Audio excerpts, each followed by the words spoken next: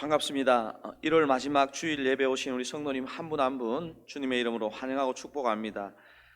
오늘은 눈 때문에 본당에서 예배를 못 드리고 온라인으로만 예배 드리게 되었는데요.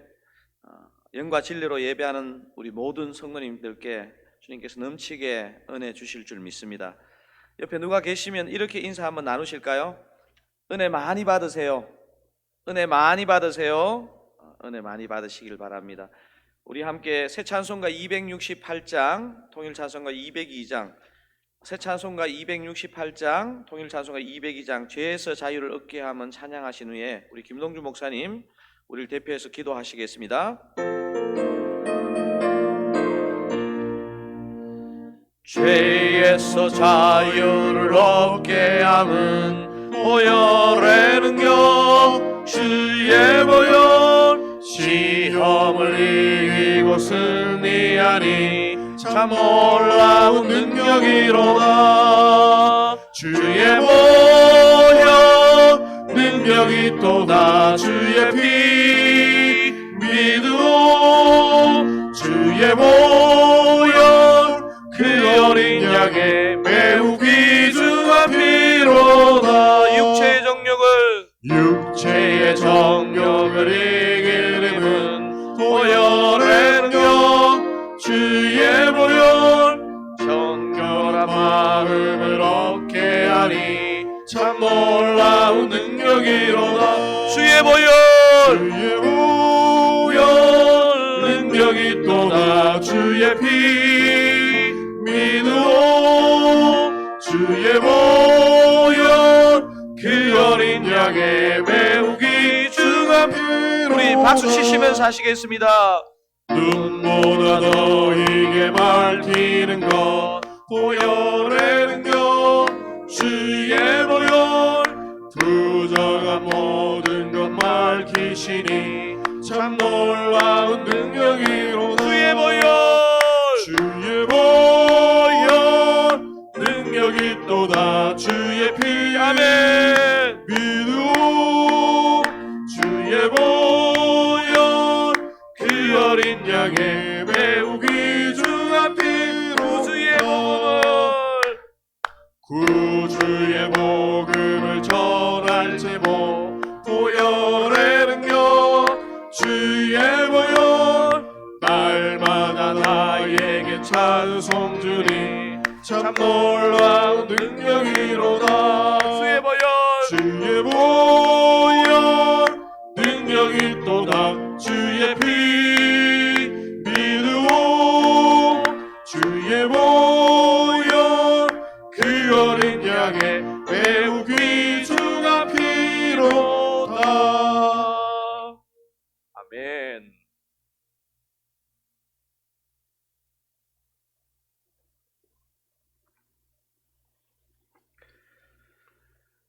참 좋으신 은혜의 우리 하나님 아버지 감사합니다. 지난 한 주간도 하나님의 날개 그늘 아래에서 모든 성도들이 살게 하시고 거룩한 주일을 맞이하여 이렇게 예배 드릴 수 있는 기회를 주시니 하나님 무한 감사드립니다. 연약하고 부족하여 실수도 많고 한 주간 살면서 넘어질 때도 많았지만 오늘도 주님의 은혜를 사모하며 있는 모습 그대로 예배로 나왔습니다. 지금 이 시간 우리 주님의 크신 사랑을 의지하며 겸손히 무릎으로 나아갑니다.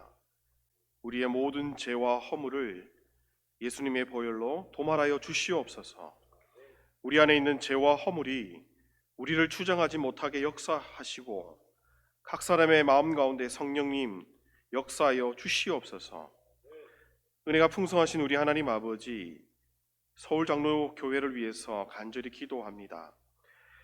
지금까지 지내온 것이 하나님의 은혜입니다. 하나님의 은혜가 지금 우리를 있게 해 주셨습니다. 그 은혜를 잘 깨닫는 우리가 되게 하셔서 주님이 허락하신 몸된 교회를 더욱 사랑하는 우리 모두가 되게 하여 주시옵소서. 입술로만 말로만 교회를 사랑하는 것이 아니라 행함으로 섬김으로 교회를 사랑하는 모든 지체들이 다 되게 하여 주시옵소서. 무엇보다도 내가 나의 힘으로 교회를 사랑하고 지체를 사랑하는 것이 아니라 성령님의 도우심으로 교회를 사랑하고 지체들을 사랑하는 우리 모두가 다 되게 하여 주시옵소서. 지금 이 시간 담임 목사님을 축복하며 기도합니다. 하나님, 우리 아버지 강선훈 담임 목사님에게 엘리사의 영감의 7배를 다하여 주시고 모세와 갈렙에게 허락하셨던 육신의 강건함을 다하여 주시옵소서. 하나님의 말씀을 잘 대언하는 은혜의 종, 능력의 종, 말씀의 종이 되게 하여 주시옵소서. 뿐만 아니라 우리 목사님 세워진 서울장로교회를 섬기는데 조금 더 부족함이 없도록 하나님께서 항상 붙들어 주시옵소서. 성령 충만, 말씀 충만, 은혜 충만한 우리 목사님 되도록 하나님 항상 함께하여 주시옵소서. 이제 하나님의 말씀을 듣고자 합니다. 성령님 교사가 되어 주시옵소서. 우리 모두가 들을 게 있는 자 되게 해주시고 주신 말씀이 아로 새긴 것처럼 우리 심령에 새겨지게 해 주시옵소서. 그리고 주신 말씀을 통하여 생각이 변하고 마음이 변하고 인생이 변하는 역사 허락하여 주시옵소서. 감사드리며 이 모든 말씀 우리 구주 예수님의 복되신 이름으로 기도하옵나이다. 아멘.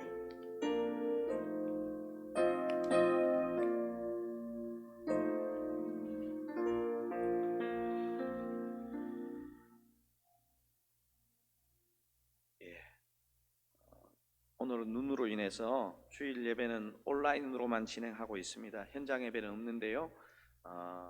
가정에서 드리는 예배지만 우리 가족들과 함께 은혜 받으시면 좋겠고요. 오늘 우리 찬양할 때도 그랬고 기도하면서도 그렇게 그랬는데 우리가 한 주간 부족함 가운데 살았고 또 넘어지기도 했지만 주의 보혈로 덮어주시는 그런 은혜가 있는 예배가 되기를 원합니다.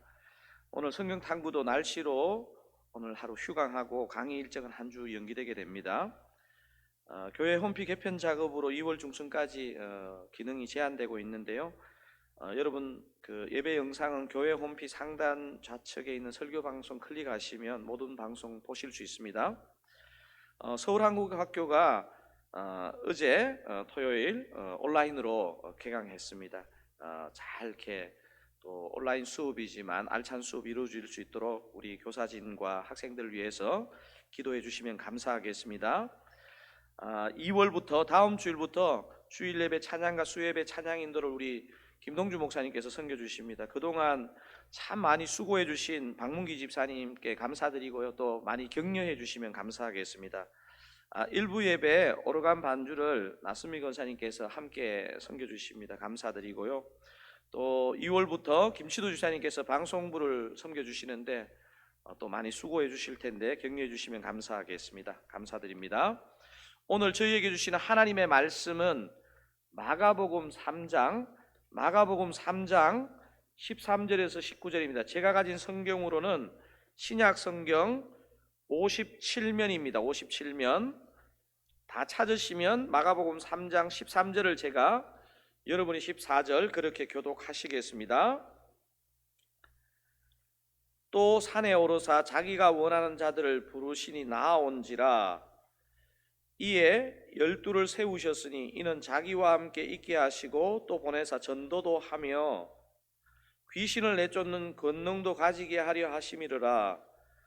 이 12를 세우셨으니 시몬에게는 베드로라는 이름을 더하셨고 또 세베대의 아들 야고보와 야고보의 형제 요한이니 이 둘에게는 보아느게 곧 우레의 아들이라는 이름을 더하셨으며 또 안드레와 빌립과 바돌로메와 마테와 도마와 알페의 아들 야고보와 및 다데오와 가나나인 시몬이며 또 가룟 유다니 이는 예수를 판 자더라.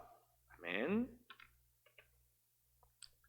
여러분 혹시 만화가 이연세 씨를 아십니까? 1983년에 공포의 외인구단이라는 만화를 출간하여 사실 뭐 어른이나 아이나 할 것 없이 다 한 번쯤 들어보셨을 것 같습니다. 이 인기는 만화로 그치지 않고 영화로도 드라마로도 심지어 예전에 개콘에서도 이 부분이 나와서 인기를 끌었습니다. 이 만화의 스토리도 흥미롭지만 이연세 씨가 만화가가 된 그 비하인드 스토리가 참 흥미롭습니다. 경북 경주가 고향인 이연세 씨는 어릴 때 이렇게 돈만 생기면 학교 뒷문에 있는 만화 가게를 찾아갔다고 합니다. 이현세 씨가 만화를 보는 어느 날 그의 마음을 사로잡은 그림이 하나 있었는데 이 부분이 너무 이 그림에 너무 매료가 되어서 주변의 눈치를 살펴보다가 그 만화의 그 페이지를 찢어서 도망을 갔다고 합니다. 그 찢어 훔쳐간 페이지의 캐릭터를 계속 반복하여 그리는 연습을 하면서 자신이 만화에 대해서 실력이 막 향상되기 시작했습니다.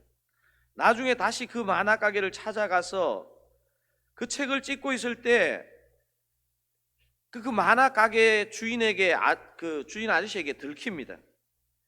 근데 보통 이런 상황이 되면 막 엄청 모욕을 당할 것 아닙니까?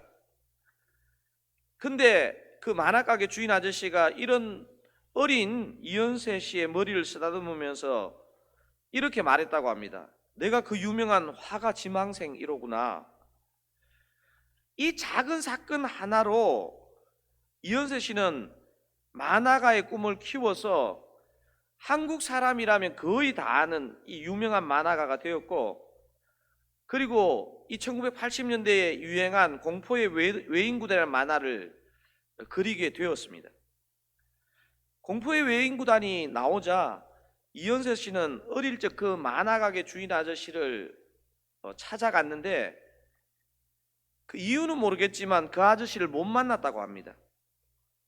만약 어린 이현세 씨가 이렇게 인자한 만화가게 주인 아저씨를 만나지 않고 아주 엄한 주인을 만나서 그때 심한 처벌을 받았다면 어린 나이에 상처를 받아 만화책을 보기 싫었을 수도 있었겠다, 이런 생각을 해보게 됩니다.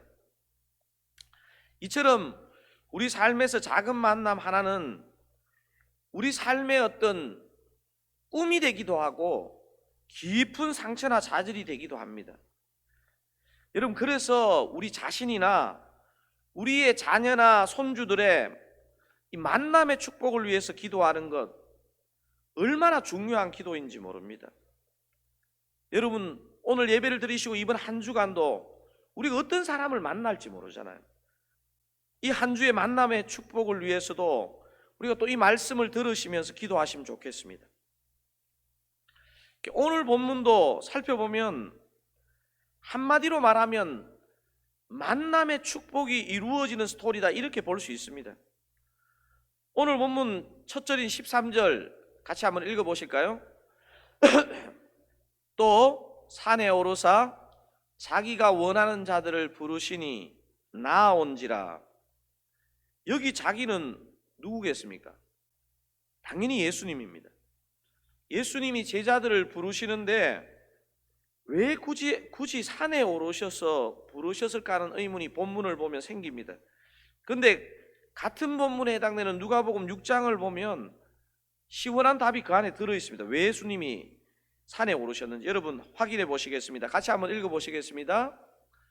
이때에 예수께서 기도하시러 산으로 가사 밤이 새도록 하나님께 기도하시고 밝음에 그 제자들을 부르사 그 중에서 12를 택하여 사도라 칭하셨으니. 왜 산에 오르셨다고요? 여러분, 예수님은 그냥 느낌 가신다고 너 이렇게 제자로 부르신 게 아님을 본문을 통해 확인할 수 있습니다.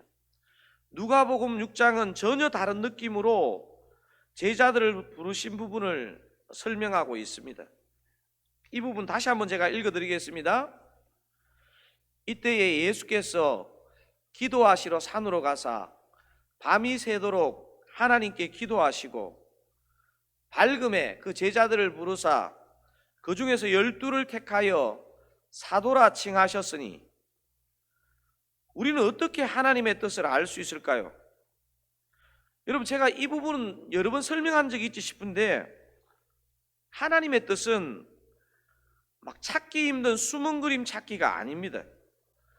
예수님이 12제자 택하시기 전에 기도하신 것과 요한복음 15장 7절을 유념하시면 하나님의 뜻은 절대로 멀리 있지 않습니다. 요한복음 15장 7절이 어떻게 기록되어 있습니까? 너희가 내 안에 거하고 내 말이 너희 안에 거하면 무엇이든지 원하는 대로 구하라. 그리하면 이루리라. 여러분, 저 부분을 읽어볼 때 하나님의 뜻은 복잡한 숨은 그림 찾기가 아니고 내가 주님 안에, 주님의 말씀이 내 안에 거하기만 하면 무엇이든지 원하는 대로 구하고 그리고 또 선택해도 된다는 말씀을 저 안에 내포하고 있습니다. 내가 주님 안에, 주님의 말씀이 내 안에 거하면 우리가 선택하는 것, 그것이 하나님의 뜻이라는 말씀입니다.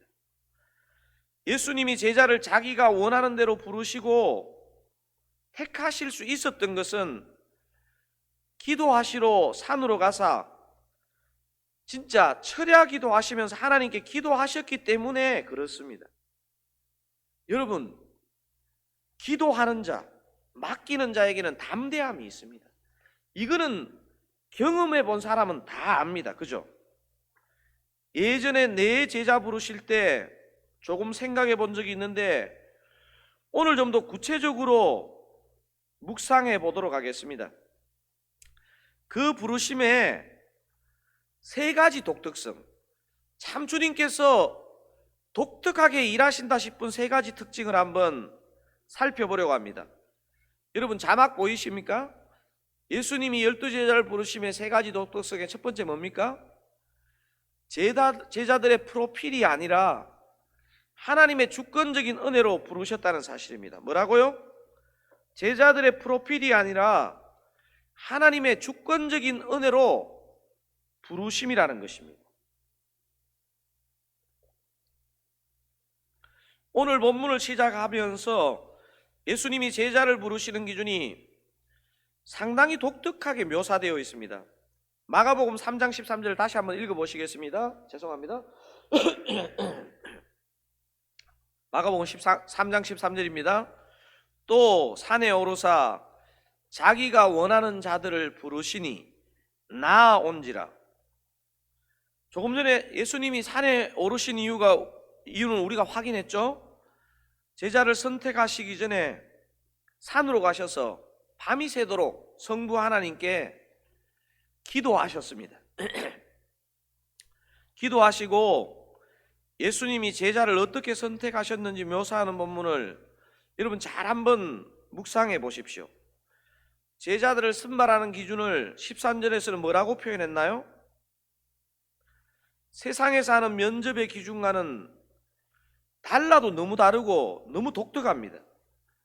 보통 세상에서 중요하게 여기는 학력, 경력, 뭘 잘했는지 이런 거 전혀 보지 않습니다. 유일한 기준이 하나 제시되고 있습니다. 뭘까요? 자기가 원하는 자들을 부르시니. 뭐라고요?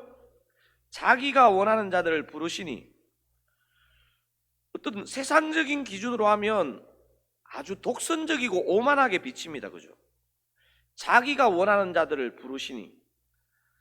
여러분, 제가 보니까 예수님이 이렇게 자신 있게 말할 수 있는 것은 밤새 성부 하나님께 맡기고 기도하셨거든요.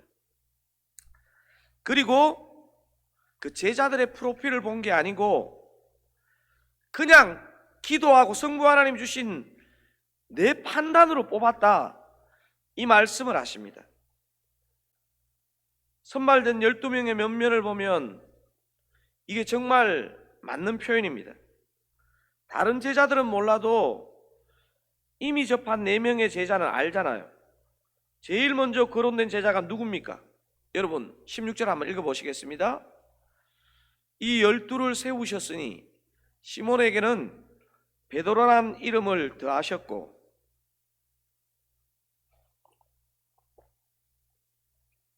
시몬이 가장 먼저 등장합니다.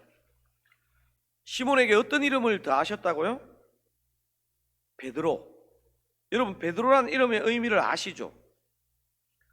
그렇습니다. 반석입니다. 반석. 여러분, 베드로의 자질이 정말 반석, 여기에 어울리나요? 큰 소리 뻥뻥 쳤는데 다른 제자들은 몰라도 자신은 절대로 스승을 버리지 않는다. 이렇게 장담한 베드로인데 자신의 이름에 걸맞는 이 반석과 같은 행동을 했습니까? 예수님의 죽음 앞에서 3번이나, 그것도 마지막에는 저주하며 예수님을 부인한 존재가 바로 베드로 아닙니까? 이런 존재가 무슨 반석입니까? 반석은커녕 이 사람의 그냥 행태를 보면 배신자 베드로 이렇게 불러야 공정하지 않을까 싶습니다. 다음으로 소개되는 두 제자는 또 어떻습니까? 여러분 17절을 한번 읽어보시겠습니다. 또 세베대의 아들 야고보와 야고보의 형제 요한이니 이 둘에게는 보아느게 곧 우레의 아들이란 이름을 더하셨으며, 누구의 아들입니까? 세베대의 두 아들이죠. 이름이 뭡니까? 야고보와 요한입니다. 여러분, 제일 먼저 소개된 이 3명, 예수님의 12 제자 중에 베드로, 야고보, 요한, 이 3명은 12 제자 중에서 가장 예수님이 인정한 빅3였습니다. 예수님의 가장 영광스러운 모습을 보여주신 변화산에 이 3명만 데려가신 것을 우리는 알고 있습니다. 그런데 야고보와 요한에게는 어떤 이름을 더하셨다고요? 어떤 이름요? 보아느게. 이게 뭐라고요? 우레의 아들. 무슨 뜻일까요? 이 형제의 불같은 성질을 예수 믿기 전에 얼마나 불같은 사람이었는지를 보여주는 표현입니다. 여러분, 이 형제가 얼마나 불같았는지 누가복음 9장 51절에서 56절 저하고 교독 한번 해보시겠습니다. 제가 51절 읽겠습니다. 예수께서 성천하실 기약이 차감해 예루살렘을 향하여 올라가기로 굳게 결심하시고 사자들을 앞서 보내시며 그들이 가서 예수를 위하여 준비하려고 사마리아인의 한 마을에 들어갔더니 예수께서 예루살렘을 향하여 가시기 때문에 그들이 받아들이지 아니하는지라 제자 야고보와 요한이 이를 보고 이르되 주여 우리가 불을 명하여 하늘로부터 내려 저들을 멸하려 하기를 원하시나이까? 예수께서 돌아보시며 꾸짖으시고 함께 다른 마을로 가시니라. 이 중요한 순간에 불을 명하여 하늘로부터 내려 저들을 태워 죽일까요? 막 이런 성질을 가졌던 사람입니다. 또한 우리가 지난 시간에 살펴보았던 것처럼 손가락질 받던 세리마태, 이 또 다른 제자들을 살펴봐도 도대체 무슨 기준으로 이렇게 중요한 이 온 인류를 구원할 사명을 감당할 제자들을 뽑으신 것일까 하는 생각을 하지 않을 수 없습니다. 12 제자만 그렇겠습니까? 하나님의 사람으로 저와 여러분도 주님이 부르셨는데 우리는 어떻습니까? 도대체 저와 여러분은 무엇 때문에 예수님이 뽑으신 것일까요? 제가 정직하게 목사가 되고도 이런 생각을 여러 번 합니다. 내가 진짜 예수님 같으면 나 같은 놈 안 뽑는다. 이 주일에 너무 정직하게 고백한 것 같습니다. 세상을 정말 변화시키는데 제 수준으로 되겠습니까? 여러분의 원래 인격으로 정말 사람들을 감동시킬 수 있을까요? 그렇다면 우리를 얼굴로 뽑은 것일까요? 예전에 제 딸이 아내와 하는 말을 제가 엿듣게 되었습니다. 이런 이야기를 나누고 있더라고요. 엄마 정도 되시면 괜찮은 남자 선택할 수 있었을 것 같은데 왜 아빠를 선택하셨어요? 마음으로 이런 이야기가 나왔지만 동의하지 않을 수 없었습니다. 딸이 볼 때 저의 외모는 탈락입니다. 산에 오르사 자기가 원하는 자들을 부르시니 하나님의 주권적인 은혜를 말합니다. 시간이 지날수록 조금 더 치우침 없으신 하나님의 주권적인 은혜로 우리는 구원받았고 제자로 부르심 받은 것입니다. 우리가 신앙생활하면서 하지 말아야 될 말 중에 하나가 뭐냐면요, 누구는 믿음이 너무 좋아. 이런 말은 저는 별로 적절하다고 생각하지 않습니다. 이 말에는 믿음이 은혜가 아니고 그 사람의 실력이 되는 것입니다. 예전에도 한번 제가 강조한 것 같은데 은혜와 믿음의 관계를 잘 정립해야 합니다. 여러분 에베소서 2장 8절 한번 읽어보실까요? 너희는 그 은혜에 의하여 믿음으로 말미암아 구원을 받았으니 이것이 너희에게서 난 것이 아니요 하나님의 선물이라. 구원의 원인이 뭐라고요? 여러분 한글 성경을 아무리 읽어봐도 원인이 두 가지로 소개되고 있습니다. 그 은혜에 의하여 믿음으로 말미암아. 여러분 근데 영어 NIV 성경만 읽어봐도 원인이 뭔지를 알 수 있습니다. 이렇게 영어 성경 표현되어 있습니다. For it is by grace you have been saved through faith. 여러분 저와 여러분이 구원받은 원인은 뭐라고요? By grace. 그러면 faith는요 through faith이기 때문에 원인이 아니고 통로입니다. 통로. 은혜가 흘러가는 통로인 것입니다. 믿음은. 그래서 조금 잘났다고 우쭐할 것도 없고 못났다고 또 이번 주간에 넘어졌다고 주님이 일하시지 못할 인생은 아무도 없다는 사실입니다. 여러분 이거를 붙잡는 게 중요한데 우리의 신앙의 롤러코스터가 뭐냐 하면 우리가 조금만 잘 되면 우리가 뭔가를 했다고 생각하는 착각이 오고요. 조금만 어려움이 찾아오면 우리는 바닥을 치게 됩니다. 우리가 구원받은 것도 믿음으로 살아가는 것도 아니 오늘 이 예배 자리에 나온 것도 주님의 은혜인 줄로 믿습니다. 본문식으로 하면 예수님은 제자들의 프로필이 아니라 하나님의 주권적인 은혜로 부르셨다는 얘기입니다. 여러분 예수님이 12제자를 부르심의 세 가지 독특성 중에 첫 번째 기억나십니까? 제자들의 프로필이 아니라 하나님의 주권적인 은혜로 부르심입니다. 그렇다면 두 번째 독특성이 뭘까요? 여러분 저거 자막을 한번 큰 소리로 읽어보시겠습니다.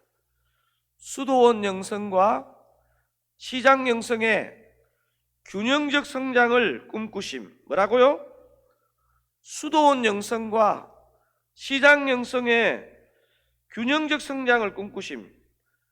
제가 수도원 영성, 시장 영성 이것은 제가 주일 예배로 룻기 강의할 때 이미 사용했던 용어입니다. 우리가 신앙생활하면서 꼭 길러야 할 두 가지 영성이 있다면 하나는 수도원 영성, 하나는 시장 영성입니다. 수도원 영성이 뭡니까? 수도원 영성은 말 그대로 수도원에서 조용히 주님과 교제하면서 그렇게 길러지는 영성이고, 시장 영성은 우리가 사는 세상 즉 시장에서 열심히 살고 열심히 사람들과 관계하면서 때로는 갈등하기도 하면서 길러지는 영성이 시장 영성입니다.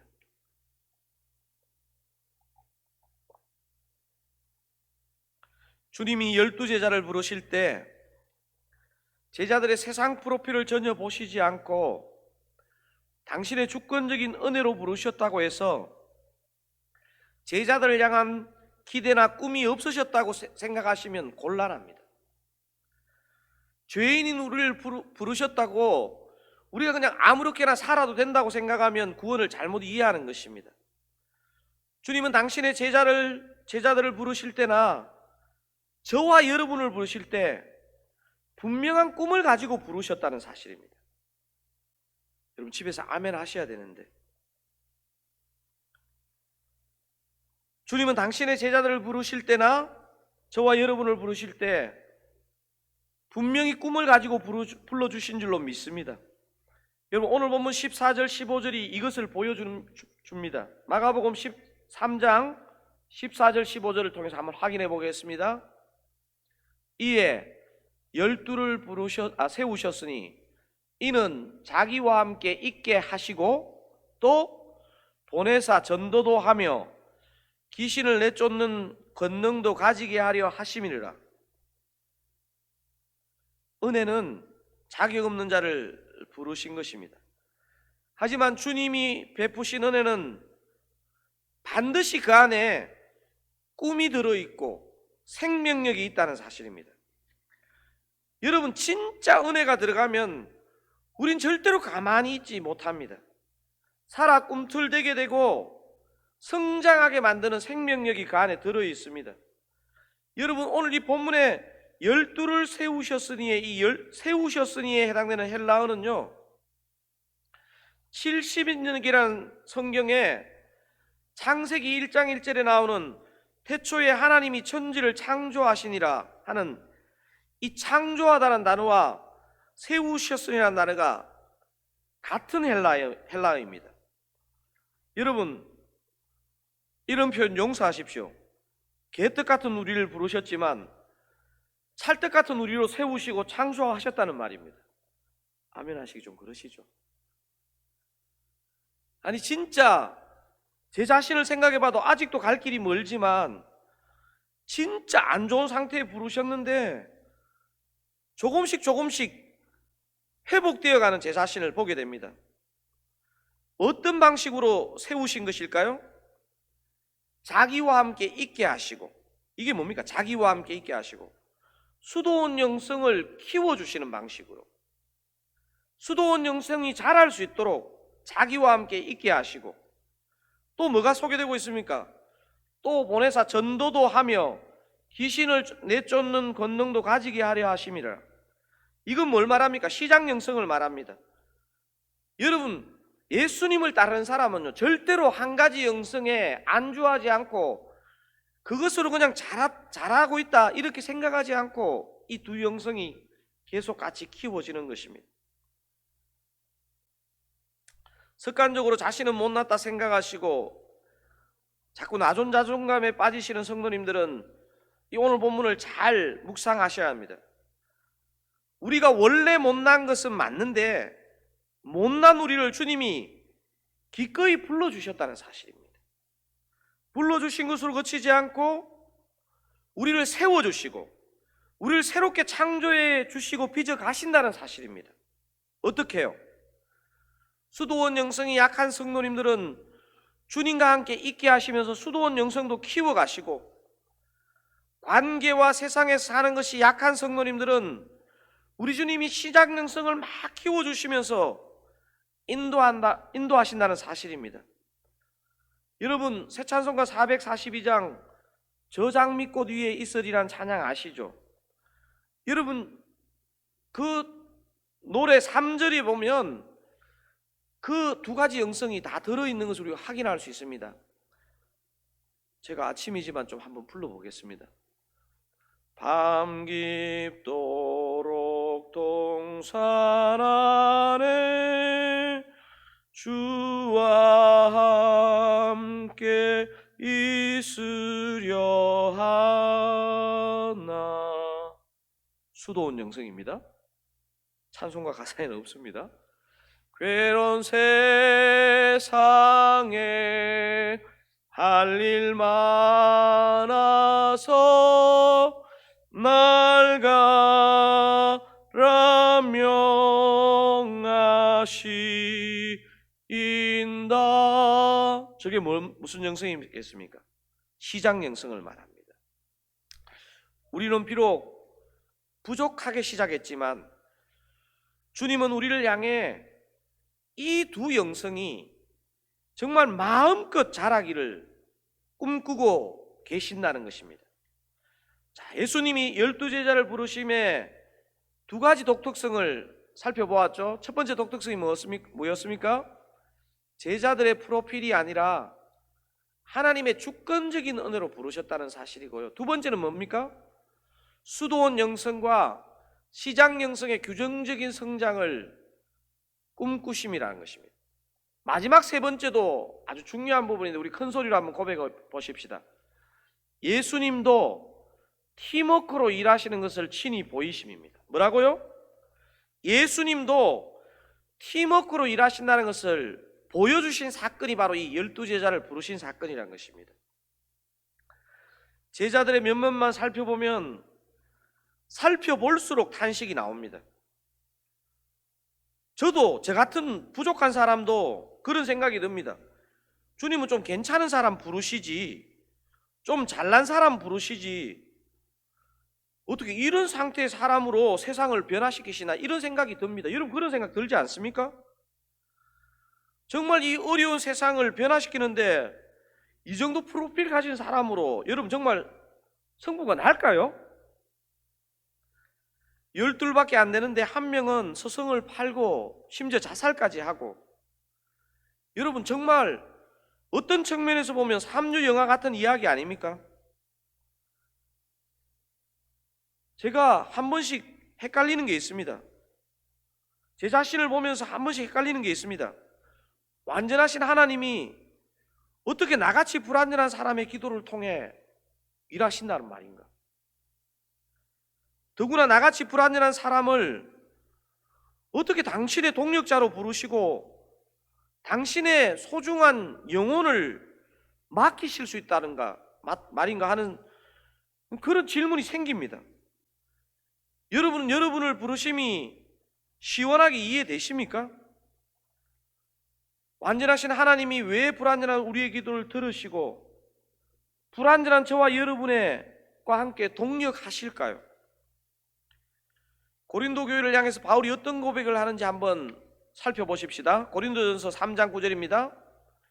우리는 하나님의 동력자들이요 너희는 하나님의 밭이요 하나님의 집이니라.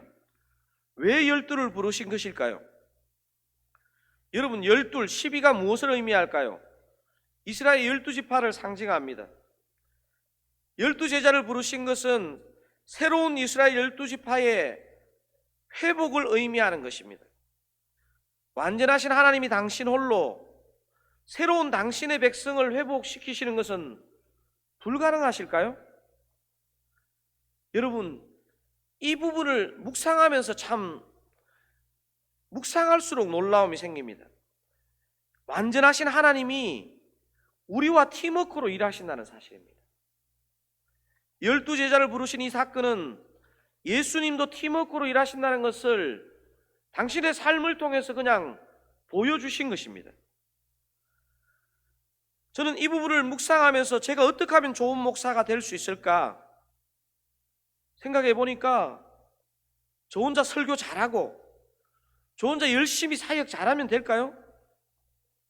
주님이 이 본문을 묵상하면서 또 한 번 주시는 메시지는 서울 장로교회에 세워주신 시무 장로님, 안수 집사님, 시무 권사님, 또 함께 세워주신 사역자들과 팀워크로 잘하는 목사가 잘하는 목사다, 이것을 다시 깨우쳐 주는 것입니다. 여러분, 여러분의 믿음은 몇 점입니까? 여러분 집에서 한번 레러지 한번 적어보세요. 여러분의 믿음은 스스로 평가할 때 몇 점입니까? 여러분, 저나 여러분이나 정직하게 다 평가할 수 있습니다. 복잡할 것 없습니다. 뭐를 보면 알 수 있냐면요, 내 주변에 있는 지체들과 얼마나 잘 지내는가, 그게 저와 여러분의 점수입니다. 사실 오늘 설교의 결론을 위해서 이미 제가 준비했던 감동적인 글 하나가 있었거든요. 하여튼 이 주님 앞에 전적으로 맡기고 설교하면 제일 두려운 게 뭐냐면요, 준비했는데 하나님이 버리시라고 할 때 이거 써야 되는데 이런 생각이 듭니다. 강 목사, 감동적인 글이 중요한 게 아니고 네가 서울 장로교회 사역하면서 솔직하게 느끼는 그걸 나누면 된다, 이 마음을 주시는 거예요. 저는 한국에서 사역할 때 저의 은사는 내심 교회를 개척하는 게 아닐까, 그래서 하나님이 허락해 주시면 개척하고 싶은 마음이 있었습니다. 저는 청년부 사역자 출신이다 보니까 제 주변에는 늘 자연스럽게 청년들이나 젊은 가정들이 차고 넘쳤습니다. 큰 교회에 청년들 부서를 사행하니까 수백 명의 청년들, 젊은 가정에 설교할 기회가 있잖아요. 혼자 착각인지는 모르겠지만 이 청년들이나 젊은 가정에 설교하면 그냥 아멘으로 받는 느낌이었습니다. 이 민교회인 서울장로교회 담임 목사로 와보니 제가 보니까 성도님 한 분도 쉬운 분이 없어요. 아무리 온유해 보이셔도요, 제가 보니까 쉬운 분 한 분도 없어요. 제가 설교를 준비하면서도 한 번씩 겪는 어려움이 뭐냐면 한 분 한 분을 생각하면 설교를 다 다르게 해야 될 것 같아요. 설교를 한 200편 해야 될 것 같아요. 하지만 오늘 본문에서 예수님이 사신 삶의 방식을 보고 저는 저의 목회를 다시 한번 돌아보고 점검하고 다짐하게 됩니다. 온 인류를 구속하러 오신 하나님의 아들 예수, 나도 개성 강한 단 12명을 이해하고 맞추고 변화시키는데 내 삶을 걸었다. 이걸 우리 주님이 저에게 얘기하시는 것 같더라고요. 저도 주님의 삶을 따라가야 되는 목사인 제가 어떻게 해야 될지가 이 오늘 본문 안에 들어있더라고요. 우리 성도님 한 분 한 분 잘 이해하고 또 잘 맞추고 그 한 분 한 분을 말씀으로 잘 세우는데 제 삶을 바치겠다, 이런 적용을 하게 됩니다. 사랑하는 우리 서울장로교회 성도님들, 여러분들도 우리가 거창한 일을 하는데 우리의 에너지를 쓸 게 아니고요, 옆에 있는 한 영혼 잘 이해하고 맞추시면서 또 그렇게 사신 주님의 본을 따라 사시는 저와 여러분 다 되시기를 주님의 이름으로 축원드립니다. 설교를 마무리하면서 제가 이 찬양을 준비했습니다. 주가 일하시네라는 찬양인데요, 요즘 사실 코로나로 보낸 이 1년의 시간, 또 코로나의 기세가 꺾이는 게 아니고 오히려 더 새롭게 시작하는 것 같은 이 시간, 참 생각할수록 두렵기도 하고 답답하기도 하고, 오늘은 또 눈까지 와서 우리가 교회에 아예 모일 수 없는 상황이 되었는데요, 여러분 저는 그렇게 믿습니다. 오늘 제가 새벽에 집에서 일찍 나오면서 제가 차에 시동을 걸고 다행히 막 빙판길은 아니더라고요. 뭐 진짜 날씨가 괴창하든 눈이 와서 우리 성도님들이 한 분도 교회를 못 오시든 뭐 어떤 상황에 몰려가든 주님을 의지하는 목사, 주님을 의지하는 성도는 주님 반드시 쓰신다, 주님 반드시 일하시고 주님 반드시 도우신다, 이 확신을 가지고 오늘 이 자리까지 왔습니다.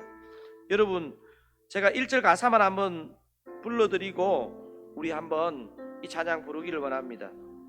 날이 저물어 갈 때, 빈들에서 걸을 때, 그때가 하나님의 때, 내 힘으로 안 될 때, 빈손으로 걸을 때, 내가 고백해 여호와 이래.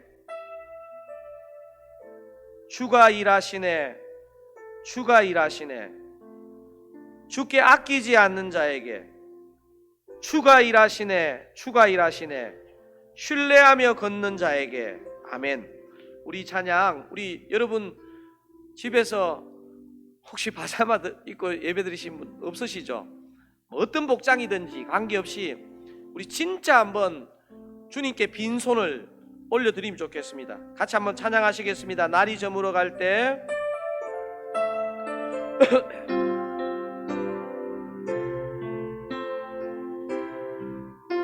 날이 저물어 갈 때, 빈들에서 걸을 때, 그때가 하나님의 때. 내 힘으로 안 될 때, 빈손으로 걸을 때, 내가 고백해 여호와 이래. 다시 한번 고백하겠습니다. 날이 저물어 갈 때, 날이 저물어 갈 때, 산들에서 걸을 때 그때가 하나님의 때. 아멘. 내 힘으로 안 될 때, 내 힘으로 안 될 때, 빈손으로 걸을 때 손으로 걸을 내가 때, 고백해 여호와 이래. 아멘. 내가 고백해 여호와 이래. 주가 일하시네. 주가 일하시네. 주가 일하시네. 주께 아끼지 않는 자에게 주가 일하시네. 주가 일하시네. 신뢰하며 걷는 자에게 우리 모인 이곳에 우리 모인 이곳에 주님 함께 계시네. 누리네 아버지 은혜. 적은 떡과 물고기, 작은 떡과 물고기, 내 모든 걸 드릴 내 때 모든 걸 드릴 모두 때 고백해 여호와 이래. 모두 고백해 여호와 이래. 다시 고백하시겠습니다. 우리 모인 이곳에 우리 모인 누가 계십니까? 주님 함께 계시네. 주님 함께 계시네. 우리 누리십시다. 아버지 은혜. 누리네 아버지 은혜.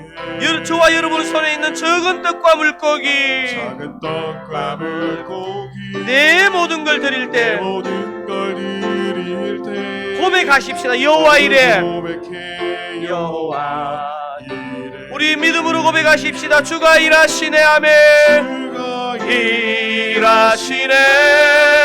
주가 일하시네. 주께 아끼지 않는 자에게 주가 일하시네. 주가 일하시네. 주가 일하시네. 신뢰하며 걷는 자에게 주가 일하시네. 주가 일하시네. 주가 일하시네. 주가 일하시네. 주께 아끼지 않는 자에게 주가 일하시네. 주가 일하시네. 주가 일하시네. 신뢰하며 걷는 우리 다시 한번 선포하십시다. 두 손 들고 찬양하십시다. 주가 일하시네. 주가 일하시네. 아멘. 주가 일하시네. 주께 아끼지 않는 자에게 주가 일하시네. 주가 일하시네. 신뢰하며 걷는 자에게.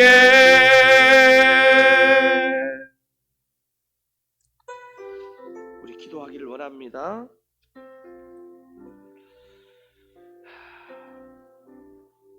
여러분,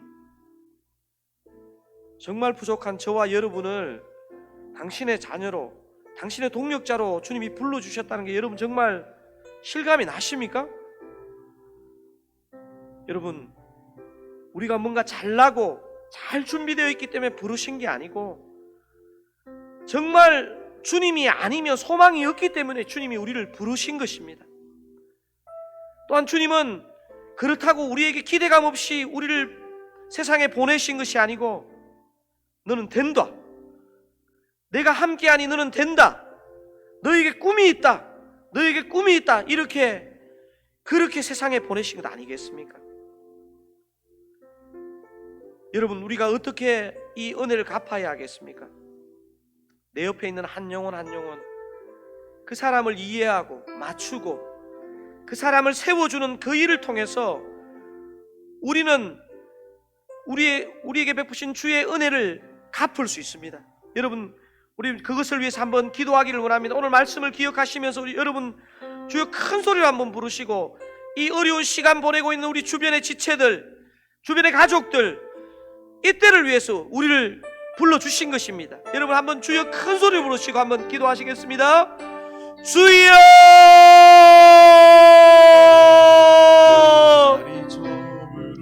주님 그렇습니다. 제가 잘나고 제가 괜찮아서 부르신 것이 아니고 주의 은혜가 아니시면 망할 수밖에 없고 소망이 없기 때문에 주님이 저를 불러주셨습니다. 우리를 불러주셨습니다. 하나님 아버지, 우리에게 꿈을 갖고 아버지요 우리가 성장하고 그래서 우리 옆에 지체를 한 영혼 한 영혼 이해하고 맞추고 세우는 역할로 우리를 불러주셨는데 그 일에 쓰임받기를 원합니다. 아버지 은혜 베풀어 주시옵소서. 그 일에 귀하게 쓰임받도록 은혜 베풀어 주시옵소서. 아버지 오늘은 눈이 와서 아버지 교회에 모이지도 못했습니다. 아버지 이 시간을 통해서 더 사랑할 힘을 키우게 하시고 사랑을 키우게 하시고 이해력을 키우게 하옵소서. 아버지 은혜 베풀어 주시옵소서. 아버지 은혜 베풀어 주시옵소서.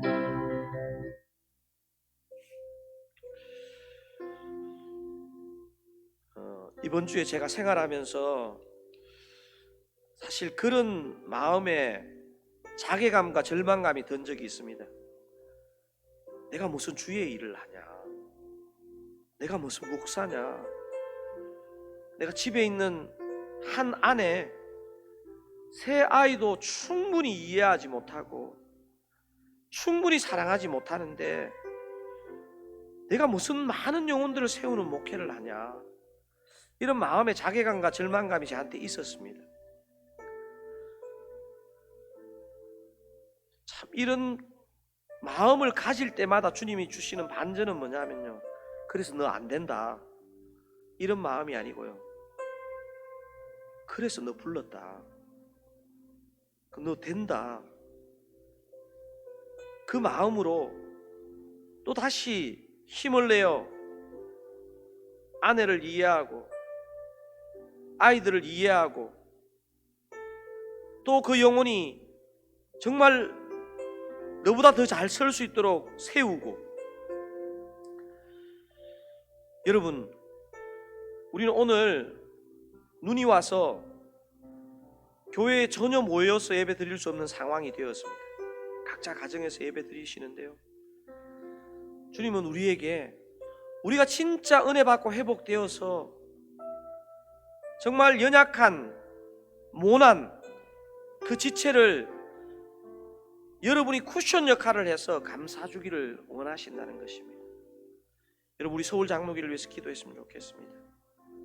우리 서울 장로교회가 정말 사람들 보기에 박수 받는 교회가 아니고 정말 하나님께 기쁨이 되는 교회로 세워질 수 있도록 우리 한번 이 시간 가정에서지만 우리 큰 소리로 한번 우리 진짜 기도하기를 원합니다. 주여, 주여 한번 더 부르시고 기도하시겠습니다. 주여! 주님 그렇습니다.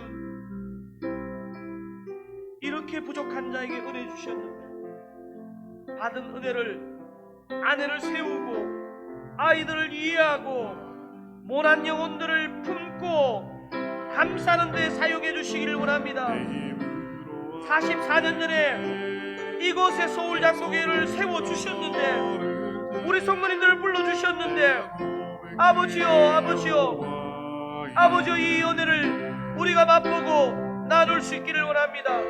오늘은 눈이 와서 교회에 모이지 못하는 상황 가운데 있습니다.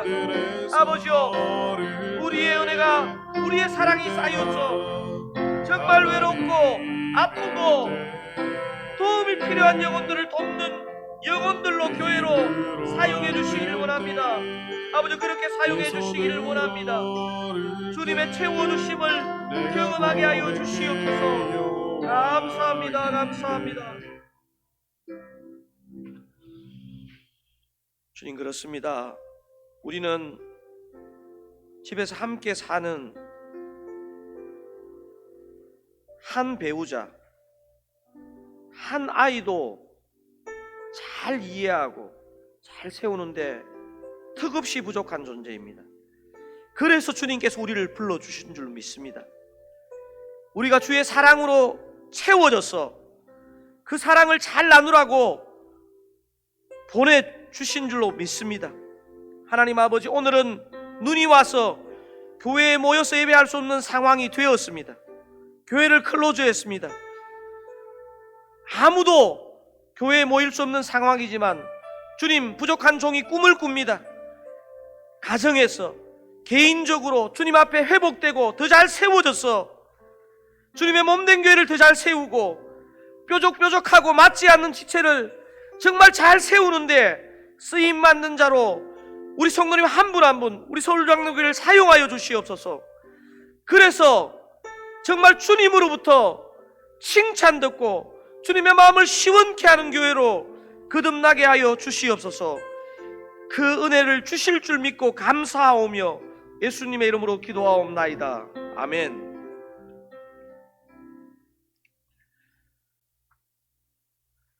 여러분, 제가 정직한 고백을 하나 하면요, 사실 오늘 눈이 와서 안전 때문에 교회 예배를 못 드리게 되면서 이 결정을 하는데, 사실 제일 마음에 주저가 되었던 것은 다른 분은 모르겠지만 저는요, 교회 담임 목사다 보니까 안 그래도 교회 재정이 힘든데 아무도 안 오시면 어떡하나, 이 마음의 염려를 가지고 사실은 결정을 했는데요, 오늘 제가 불렀던 이 주가 일하시네 찬양이 저의 신앙 고백입니다.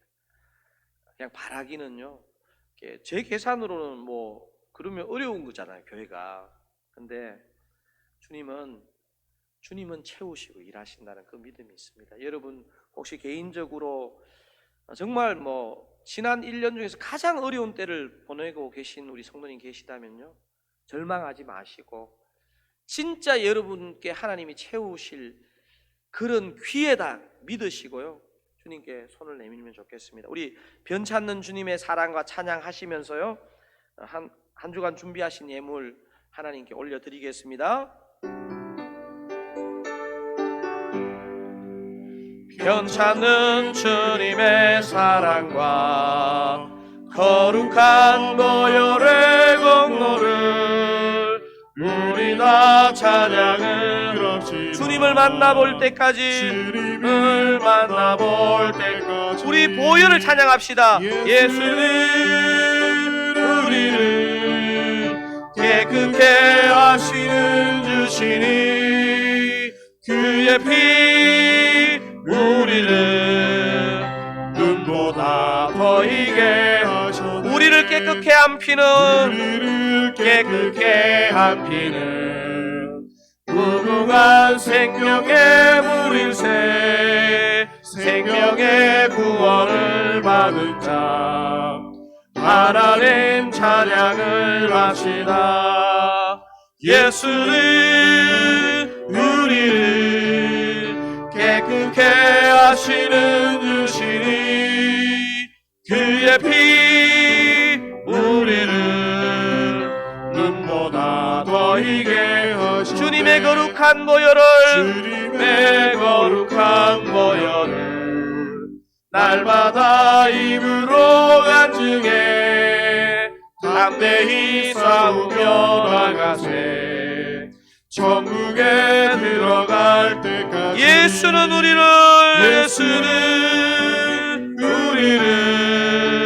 깨끗게 하시는 주시니 아멘. 그의 피 우리를 눈보다 더 희게 하셨네. 십자가 단단히 붙잡고 날마다 이기며 나가세. 아멘. 이번 한 주 그러기를 원합니다. 멀리에 멸류관 쓰고서 주 앞에 찬양할 때까지 예수는 우리를